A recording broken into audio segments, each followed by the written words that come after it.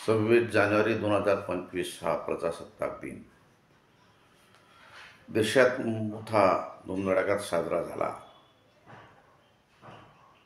प्रजेची सत्ता कशी आहे, का आहे आणि आता किती उरली याच्यावर कुठलीही चर्चा न करताना त्याला सांस्कृतिक स्वरूप दिलं गेलं, टाळ्या वाजवल्या गेल्या आणि ध्वजारोहण सुद्धा कुठल्याही चोराच्या हातून, पालकमंत्रीच्या हातून केलं गेलं आणि चोराने इतर लोकांना संदेश दिला. तसंच 30 जानेवारी आता महात्मा गांधींची पुण्यतिथी पण साजरी केली. ना 26 जानेवारीला प्रजासत्ताक दिसलं, ना 30 जानेवारीला गांधींची विचारधारा कुठे आढळली. आज मात्र अशी उणीव भासते की प्रजासत्ताक पाहिजे आणि गांधींची विचारधारा पण पाहिजे. त्याचं कारण असं आहे, नरेंद्र मोदी जेव्हापासून 2014 पासून प्रधानमंत्री झाले त्यानंतर त्यांनी काय केलं, जी की भारतीय लोकशाहीची सगळ्या अशा नाड्या आवडण्याचा प्रयत्न केला. ते फक्त आता लोकसभेचे नेते राहिलेले नाही आहेत. सगळं मंत्रिमंडळ त्यांच्या अधीन तर आहेच, पण ईडी सुद्धा त्याच्या अधीन आहे, निवडणूक आयुक्त सुद्धा त्यांच्याच अधीन आहे आणि सर्वोच्च न्यायालय सुद्धा त्यांच्याच अधीन झालेलं आहे. राष्ट्रपती तर त्यांना कोणत्याही कामात विरोध करू शकत नाहीत. मग आणि माध्यमं मात्र त्यांनी विकत घेऊन टाकलेली आहेत.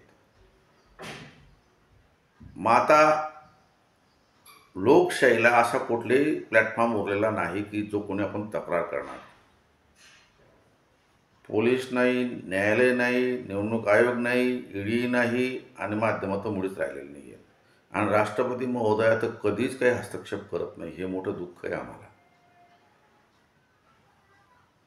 मग ते पद बी काही तसं महत्त्वाचं आहे असं वाटतच नाही आता. आणि म्हणून जनता एक हवालदिल झाली आहे.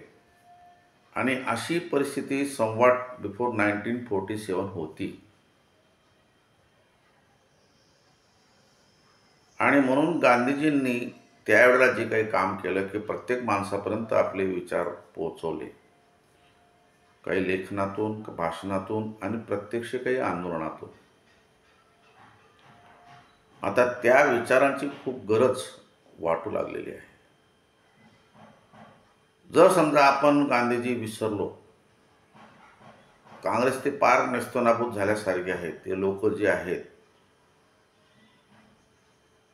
नसल्यासारखेच झालेले आहेत. त्यांची विचारधारा सगळी व्यापार, उदीम, पैसा, दारूची दुकानं वगैरे याच्यातच जास्त ते लक्ष देतात, व्यस्त झालेत. आणि म्हणून सामान्य जनता ही ओरडते, तक्रारी करते, आंदोलनं करते, पण काही उपयोग होत नाही. उदाहरण दिल्लीच्या शंभू बॉर्डरवर शेतकऱ्यांचं आंदोलन किती दीर्घकाळ चालू आहे.